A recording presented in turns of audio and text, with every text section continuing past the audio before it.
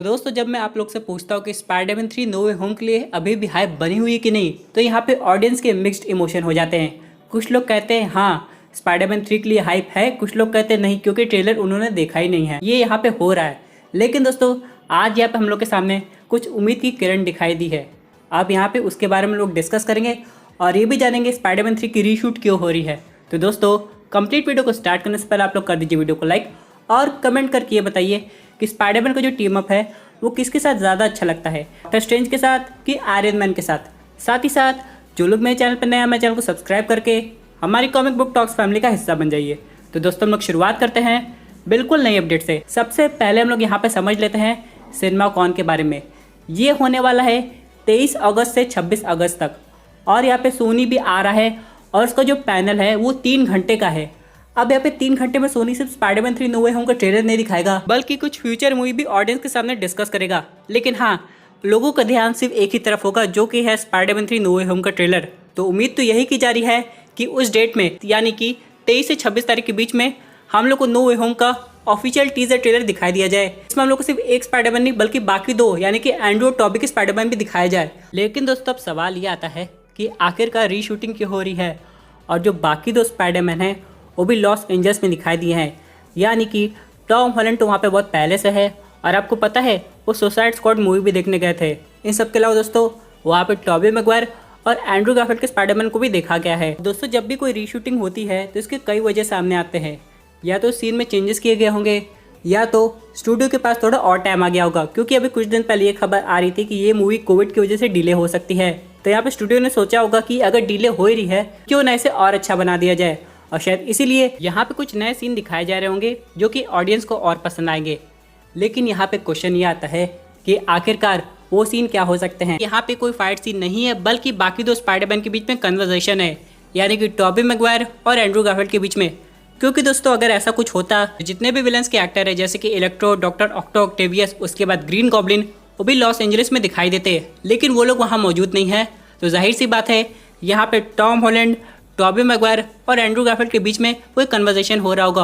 और भी कुछ दिन पहले एक फोटो और आई थी रीशूट की जो कि थी डॉक्टर स्ट्रेंज और स्पाइडरमैन की। और आपको पता है लोकी के राइटर और स्पाइडरमैन 3 नो वे होम के राइटर में काफ़ी डिस्कशन हुआ था स्टोरी को लिखने में, ताकि जो मल्टीवर्स का कॉन्सेप्ट है उसमें कोई कन्फ्यूजन ना क्रिएट हो। अब चलिए बात कर लेते हैं सोनी अपने पैनल में और क्या दिखाने वाला है इन सब के अलावा। तो यहाँ पर दोस्तों आप लोग शायद भूले नहीं होंगे अभी भी कि मॉर्बियस भी सोनी पिक्चर्स का पार्ट है। यानी दोस्तों हम लोग ने उसका पहला ट्रेलर देखा और अगर ये सब ना हुआ होता तो हम लोग वो मूवी 2020 में देख लिए होते।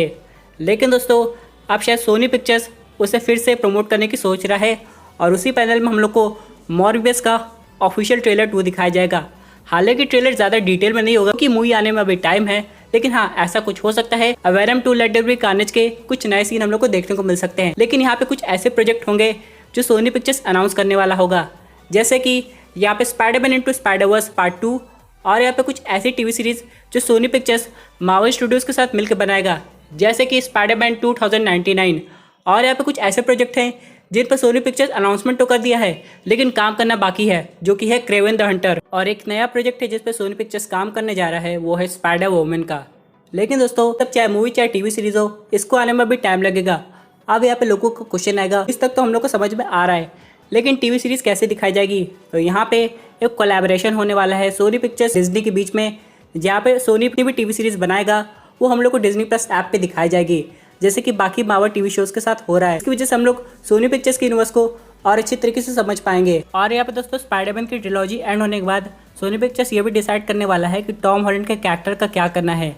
क्योंकि दोस्तों अभी जैसे एवेंजर्स एंड गेम खत्म हुई थी, मार्वल सिनेमैटिक यूनिवर्स में स्पाइडरमैन की ट्रिलॉजी तो बस एक शुरुआत है। यहाँ पे भले मार्वल सिनेमैटिक यूनिवर्स अब मल्टीवर्स के नाम से जाना जाता हो, लेकिन सोनी पिक्चर्स की बात करें वो अभी भी अपना स्पाइडर्स बनाने का सपना देख रहा है, जो कि वो पूरा करके रहेगा। और ऐसे ही हम लोग को देखने में लग रहा है, क्योंकि दोस्तों अगर आप लोग नोटिस करेंगे जब वेनम पार्ट 1 मूवी आई थी तो यहाँ पे बहुत लोग ये मानने को तैयार नहीं थे कि वो मूवी हिट जाएगी, क्योंकि दोस्तों बिना स्पाइडरमैन के वेनम कैसा।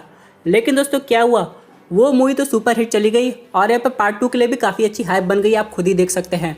लेकिन अगर पार्ट 3 को और अच्छा बनाना है तब जाके उसमें तो स्पाइडरमैन का इन्वॉल्वमेंट होना चाहिए, चाहे वो कोई भी वर्जन का हो। जैसे दोस्तों मार्वल सिनेमैटिक यूनिवर्स का अब तक का सबसे बड़ा प्रोजेक्ट है वो एवेंजर्स एंड गेम में है, उसी तरह दोस्तों सोनी पिक्चर्स का जो बड़ा प्रोजेक्ट होने वाला है वो live action Spiderman into Spider-Verse है।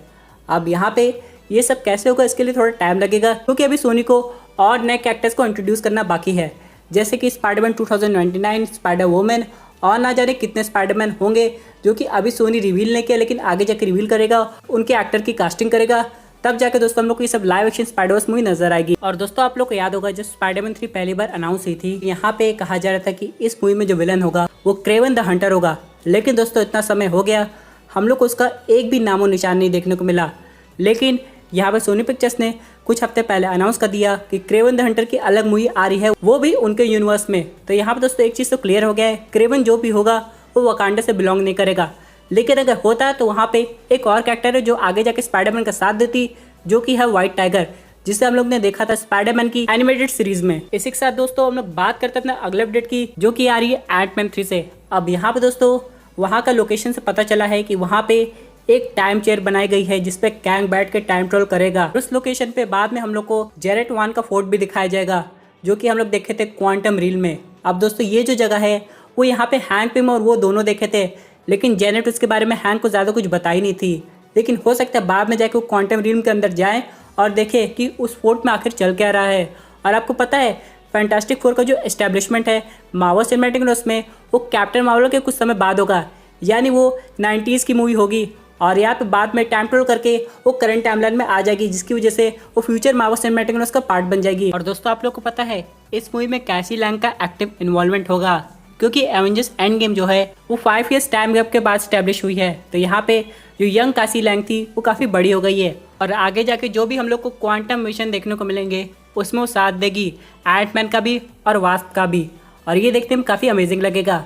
वैसे आपको पता है उसकी सुपर पावर क्या है? उसे अपने साइज को घटाने बढ़ाने में किसी स्पेशल आर्मर की जरूरत नहीं पड़ती है, वो ऐसे ही ये सब कर लेती है, यही उसकी खासियत है। यानी दोस्तों सिनेमैटिक यूनिवर्स में अभी हम लोग को बहुत कुछ देखना बाकी है, भले वो चाहे मार्वल का हो या फिर सोनी पिक्चर्स का हो, लेकिन ये सब कुछ होने में अभी काफ़ी टाइम लगने वाला है। और मैं बस यही उम्मीद करता हूँ कि कोई भी मूवी डिले ना हो और सब कुछ ठीक हो जाए। इसी के साथ बात करते हैं अपने फाइनल अपडेट की, जो कि आ रही है व्हाट इफ की टीवी सीरीज से। आप लोग को पता है जब इस टीवी सीरीज़ की अनाउंसमेंट पहली बार हुई थी तो हम लोग को ये कंफर्म हो गया था इसके 2 सीज़न आएंगे और हर एक सीज़न में 10 एपिसोड हम लोग को देखने को मिलेंगे। लेकिन अब यहाँ पे कुछ चीज़ें बदल रही हैं। अब यहाँ पे 10 की जगह हर एक सीज़न में हम लोग को 9 एपिसोड दिखाई देंगे। लेकिन दोस्तों व्हाट इफ के कॉन्सेप्ट को देख के ऐसा लगता है कि यहाँ पे 2 सीज़न तो काफ़ी नहीं है, बल्कि यहाँ पे तो कई सीज़न बनने चाहिए, क्योंकि अगर हम लोग बात करें स्टोरी की तो मल्टीवर्स के कॉन्सेप्ट की वजह से कुछ भी हो सकता है और हम लोग को डिफरेंट टाइप की स्टोरी लाइन देखने में मज़ा भी आएगा। दोस्तों ये थी एक अमेजिंग अपडेट जो कि रिलेटेड थी स्पाइडरमैन 3 नो वे होम और बाकी सोनी मूवी से। आई होप आपको ये वीडियो पसंद आई होगी। वैसे आपकी क्या व्यूज़ पर्टिकुलर टॉपिक पे अपने व्यू जरूर कमेंट कीजिए दोस्तों। अगर आप ऐसे सुपर हीरो कंटेंट एंजॉय करना चाहते हैं तो हमारे चैनल को सब्सक्राइब करके हमारे सुपर हीरो फैमिली का हिस्सा बन जाएगा।